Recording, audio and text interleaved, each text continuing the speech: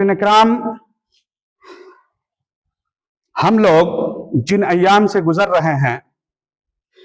یہ ایام دنیا کے سب سے افضل ایام ہیں۔ عبداللہ ابن عمر رضی اللہ تعالیٰ عنہ سے مروی ہے کہ اللہ کے پیارے رسول صلی اللہ علیہ وسلم نے ارشاد فرمایا، افضل ایام الدنیا ایام العشر، یعنی دنیا میں سب سے بہتر ایام، سب سے بہتر دن ذی الحجہ کے ابتدائی 10 ایام ہیں۔ عبداللہ ابن عباس رضی اللہ تعالیٰ عنہ بیان کرتے ہیں کہ اللہ کے پیارے رسول صلی اللہ علیہ وسلم نے ارشاد فرمایا کہ ان ابتدائی 10 ایام میں، 10 دنوں میں اللہ رب العزت کو نیکیاں اس قدر پسند ہیں کہ دوسرے دنوں میں اس قدر و نیکیاں پسند نہیں ہیں۔ صحابہ کرام نے اللہ کے رسول صلی اللہ علیہ وسلم سے پوچھا کہ وَلَا الْجِهَادُ فِي سَبِيلِ اللَّهِ، اللہ کے رسول صلی اللہ علیہ وسلم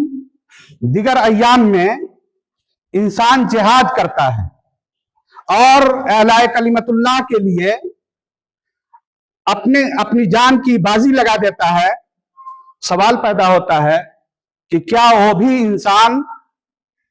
وہ جو کام کر رہا ہے اس کی نیکی بھی ان 10 ایام میں کیے جانے والے نیکیوں سے بہتر نہیں ہے؟ اللہ کے پیارے رسول صلی اللہ علیہ وسلم نے ارشاد فرمایا، لا الا رجل خرج بنفسه وماله ولم يرجع بشيء منها، ہاں وہ شخص بہتر ہے جو اپنے جان و مال کے ساتھ نکلتا ہے اور اللہ کی راہ میں اپنی جان کا نذرانہ پیش کر دیتا ہے، اپنے اموال کو خرچ کر دیتا ہے، وہ شخص ہی بہتر ہے۔ البتہ ان 10 ایام کی نیکیاں بہت ہی عظیم ہیں۔ اسی طرح سے عبداللہ ابن عمر رضی اللہ تعالیٰ عنہ سے بھی مروی ہے کہ انہوں نے بیان فرمایا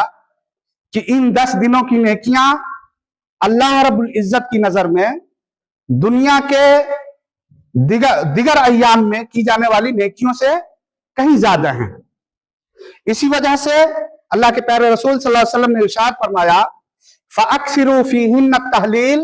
وَالتَّكْبِيرَ وَالتَّحْمِيدَ، چونکہ یہ ایام دنیا کے سب سے بہتر ایام ہیں، سب سے بہتر دن ہیں، اور اس میں امام ابن حجر رحمہ اللہ کے مطابق امہات العبادات جمع ہیں۔ بڑی بڑی عبادتیں آپ دیکھیں گے کہ ان 10 ایام کے اندر یکجا ہو گئی ہیں۔ اسی وجہ سے ان کو افضل ایام الدنیا، یعنی دنیا کے بہترین ایام قرار